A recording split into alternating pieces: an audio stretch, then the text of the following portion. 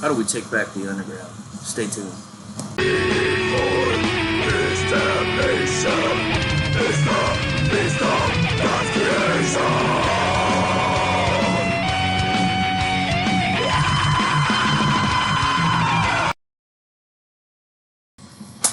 What's happening, Googans?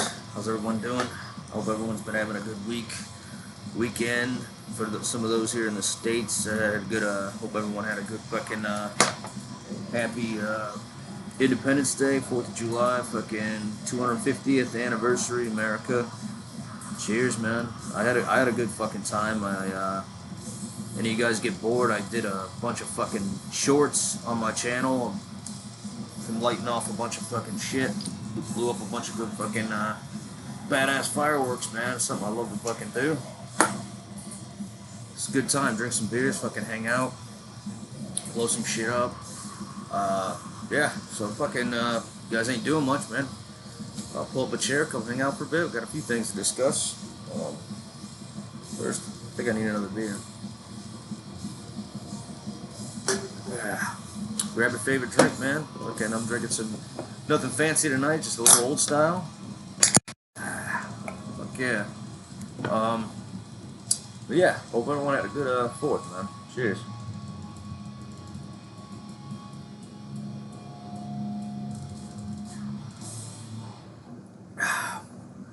Alright. First and foremost, it being rest in peace, B.War from old bass player from Marduk. That's who I'm actually jamming tonight. He passed away. It was actually on 4th of July. Sadly. If you're not familiar with Marduk, man, you guys need to check him out. I'm sure most of you are.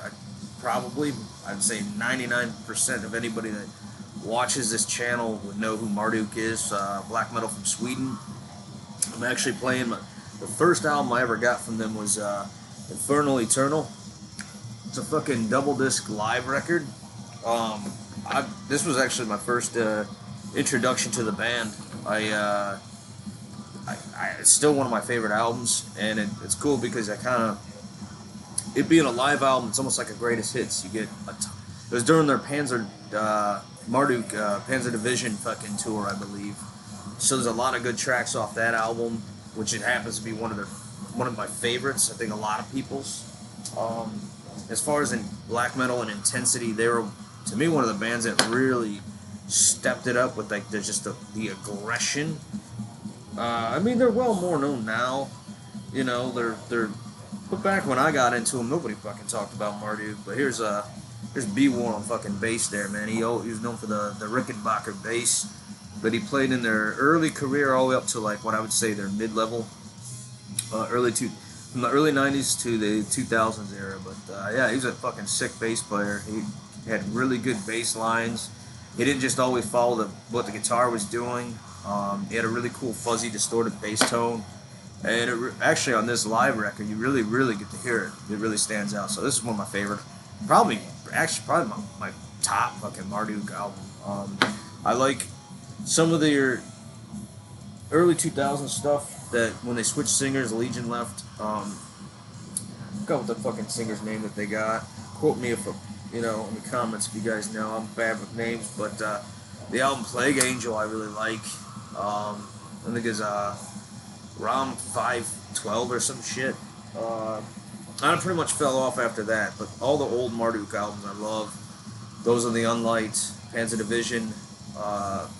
Gosh, man, fucking Weird Gathered. Oh man, it's got a lot of people hate the album cover. Heaven Shall Burn When We Are Gathered. That album, and I'm fucking yeah, just all great, just ripping fucking black metal. And Marduk was one of the first bands I heard that sounded like that, because prior to the second wave era, the early 90s stuff, the Scandinavian stuff, I mostly heard the Norwegian stuff. So I only heard like the Dark Throne, the Emperor, that kind of sound. But Marduk was just wow. When I heard Marduk, I was like, holy shit! Now this is still to this day one of my, when it comes to like the black metal influence, the extreme stuff, they're big influence on my playing and style. So cheers to fucking Marduk, and rest in peace B.War. We'll play here a little live track for you, actually from this tour and era, just because I fucking love Marduk live, this sound. So stay tuned. Cheers. Destination Marduk.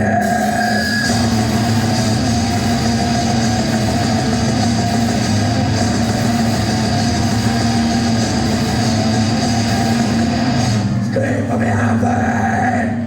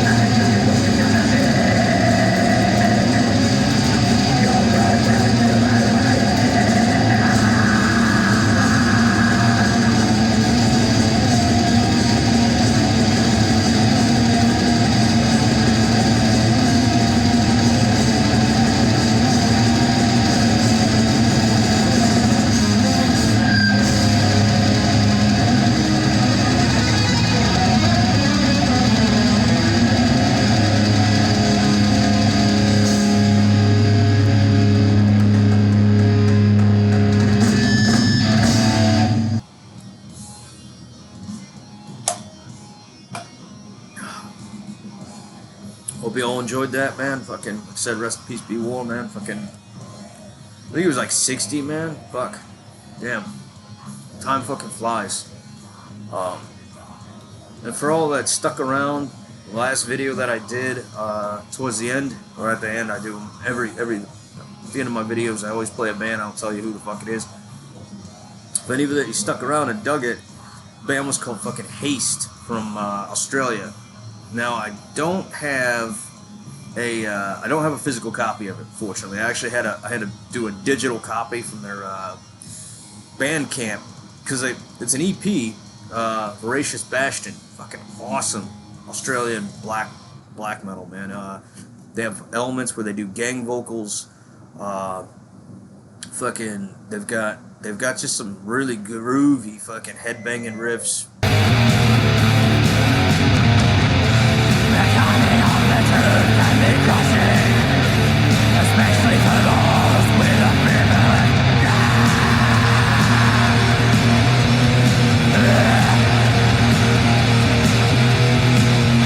Very fast, very evil sounding. They do another band doing the death thrash style, but they do it in a way that I like. It sounds very refreshing and also a bit unique.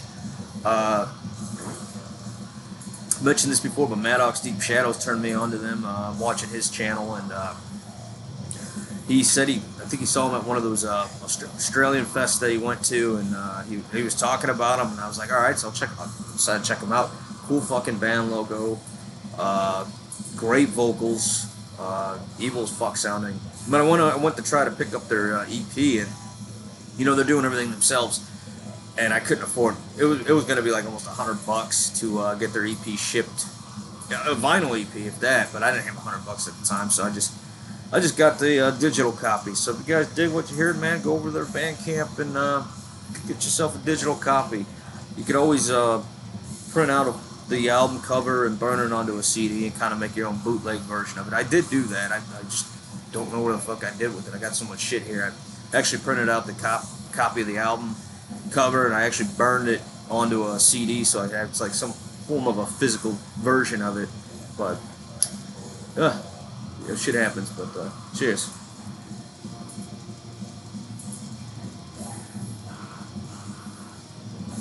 Another thing before I forget, if you guys have to, I mean, I mentioned this all the last few times, but I'm going to keep mentioning it. If you all happen to get not been able to pick up a Ghoulish Gren demo from last April, Unholy Procession, 3 tracks, it's back available on my Bandcamp, so fucking come pick one up, man. Get yourself one before they're all gone. But yeah, come check it out, man. Cheers. And here's something I've been thinking about. I don't know if I'd call this a rant, but more of a discussion. So, I was talking about, I think one of my videos back, I was talking about AI. Do we really fucking need it? Which I don't think we really do in the underground. Like, and how we've always rejected kind of the social norms, the norms of society. And it's kind of always been a big thing with the underground subculture of extreme metal, is rejecting normal society, normie society. We're a bunch of fucking beer drinking freaks. But say it's like we did adapt and we have embraced technology. My thing is just like, how much more do we fucking absolutely need, and where more are we going through it? Like, when do we just say no more and we just step back? And I was just thinking about this. I was like, so the great example for this would be, okay, I use YouTube. Many channels do. Many people do in metal. It's a great tool, blah, blah, blah. But YouTube is very restricted. A lot of people gotten their channels taken down for no reason. And really sadly, people put a lot of work into it. I couldn't imagine this could happen to me too. I've been doing this shit for 2 years, which is not even nearly as long as some people have that got their channels taken down. And my thought is, it's like, you really want to take back the underground, how would you do it? And I would say, like, what if we switched over to a different platform that was totally free? And they do have them. What I mean is, like, you can say what you want, you can play what you want, it could be like what YouTube used to be. Now, and this would be just strictly for the underground. Like, if we all just rejected YouTube and rejected a lot of these social media platforms, and by doing that, you could almost make it even more fucking underground again, where the door's just not open to everybody if we just stopped using it. But easier said than done. It would take, what would that take to do that? And I thought about this. A channel like mine's very small.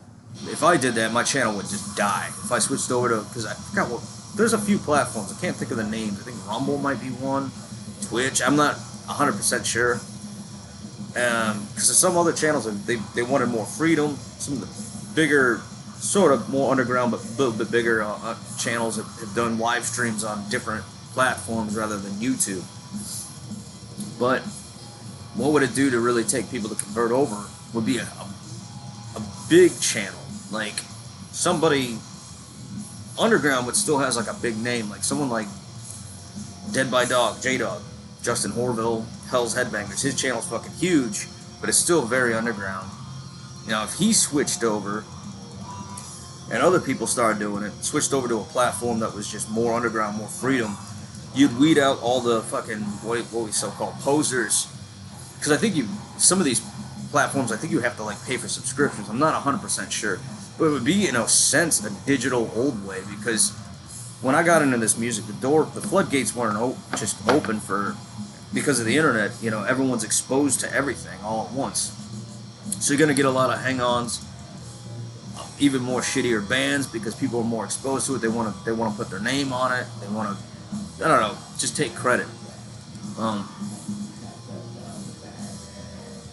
So my thought was like, that's probably is that what it would take? And would be people would be willing to even fucking make that plunge and do it. And when it's all said and done, would it even be fucking worth it? I don't know. Just a thought, something to talk about, something I was thinking about, you know. And of course, there's still going to be, like I said, underground culture, the big labels, fucking your Metal Blade, your Earache Records, your Relapse, all those labels and, you know, magazines all started on the same idea, you know, but they drifted away from it. So like, the more underground, we just fucking stir away from all that shit and just go to a different platform completely. That's another reason why I push listening to music on Bandcamp, because you're listening to it directly from the band. Go to the band's channel or their page on Bandcamp.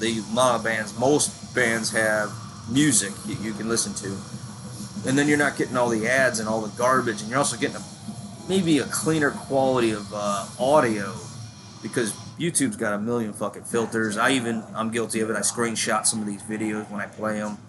You know, I don't have the actual official audio of a live thing. You know, and also don't want to jam up my computer with a bunch of shit, you know.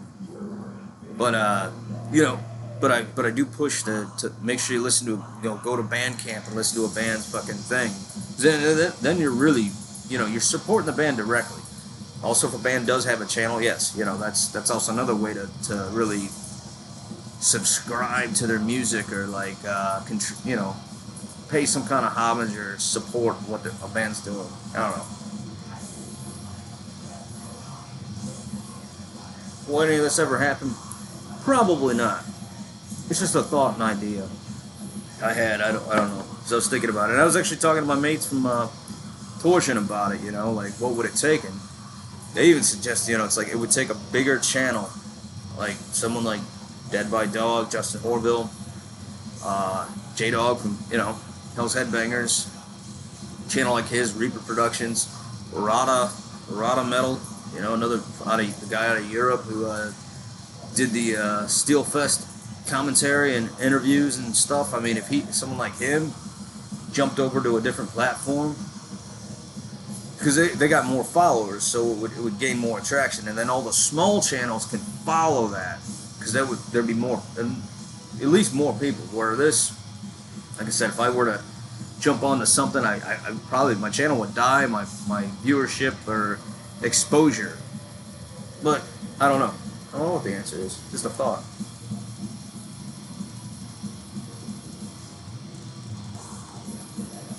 Yeah. Let me know what you guys all think, man. You know, you guys got any suggestions? You think that would work? And would we really be taking back the underground, at least on a smaller level? I don't know.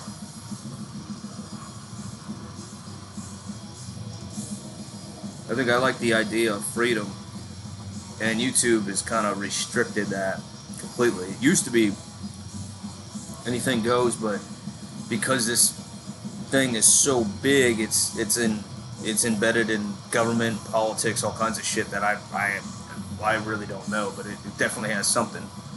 But yeah, I guess it's just the way of trying to reject more of the modern era. Like I said, what more do we need to embrace? I think we got all the technology we fucking need for music, or, you know, underground. How much further we go? Magazines are gone, and this is what we have. This, you know, the physical exposure. They're trying to get rid of physical media. I mean, even movies are getting smaller. You go to a shitty store like Walmart, and you notice the DVDs are just disappearing. And I don't think underground will stop. We're not gonna.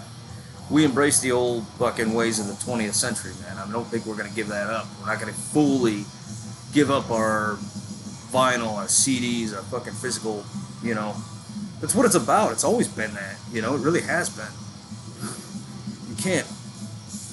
It's always been about like being a metalhead, in just a simple sense, is about owning your own music, like, you know, physical copies of your favorite bands, reading the lyrics, holding it in your hand, listening to it, hanging out with your friends, having a good time, you know. All those things are still the essence and still important, you know. But I think that's about all I got for you guys this week. Yeah, sorry about a bit of a later video. I had the holiday weekend, so I was busy doing that shit. Just got around to doing it just now. So, for all I post a shit ton of shorts of me doing some fucking goofy shit, man. I love to drink and cook. And it's another way just to engage with the channel and people. It's nothing fancy. I had a few commenters like complaining about it. Why isn't this? Man, I got a camera in my hand. I hit record. I got a spatula in the other fucking hand. Fire lit, grilling. There ain't nothing fancy to it. This is not like a specialized cooking channel. I just do it for fun. Other than metal music, I love to cook and drink, and watch horror films. That's just like what I love to do, Then I share that. It's like, I think it's even in my description, like just hanging out, having a good time. But new subscribers, old subscribers, thank you all. I appreciate all the support. If to the new subscribers, if you happen to stick around to the end, I always play a song at the end. I don't tell you who the fuck it is. Something we discuss the next week. So yeah, man, make sure you get yourself a good pair of headphones or some good way of listening to this, because you definitely don't want to listen to it on a shitty cell phone speaker. I always try to specify that because it sounds like shit. Metal was never intended to be played on a tiny little speaker the size of a fucking, I don't know, a bug, So yeah, until next time, thanks for watching. Stay tuned.